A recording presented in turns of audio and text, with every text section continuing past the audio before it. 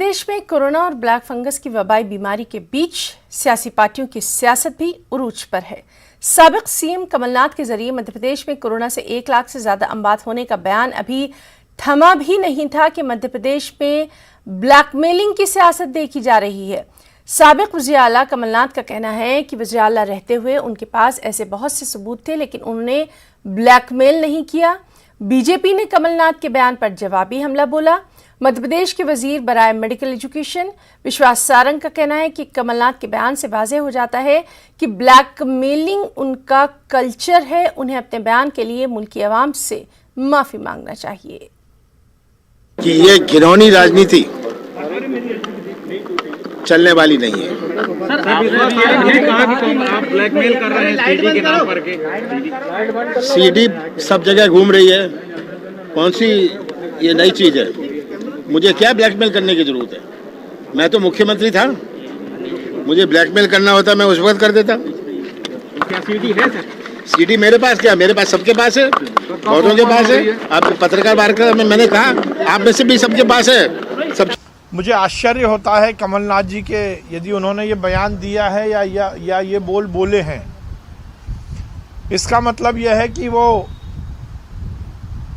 15 महीने तक जो सरकार चलाते रहे उसका आधार ब्लैकमेलिंग था। क्या वो इस बयान से इस बात को स्थापित नहीं करते कि उनका कल्चर, उनकी परंपरा ब्लैकमेलिंग की है? मुझे आश्चर्य होता है किसी राज्य के मुख्यमंत्री रहे हुए कोई व्यक्ति ये कहता है कि मेरे समय, मेरे शासन के समय कुछ ऐसे सबूत मेरे पास है जिनसे मैं ब्लैकमेल कर सकता हूं।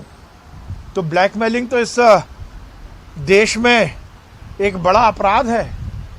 मुझे लगता है कि इस पर भी संज्ञान लेना आवश्यक है, क्योंकि ब्लैकमेलिंग के माध्यम से यदि किसी को मजबूरी का फायदा उठाने की बात आती है तो यह अपराध की श्रेणी में आता है। मुझे आश्चर्य है कि कमलनाथ जी ने ऐसा बयान क्यों दिया। उन्हें स्पष्ट करना पड़ेगा, क्या उन्होंने ऐसी बात कही? क्या उनके मन में ऐसी बात है? क्या वो ब्लैकमेलिंग करते हैं? क्या वो ब्लैकमेलिंग के माध्यम से अपने विधायकों को बचाने का प्रयास कर रहे हैं?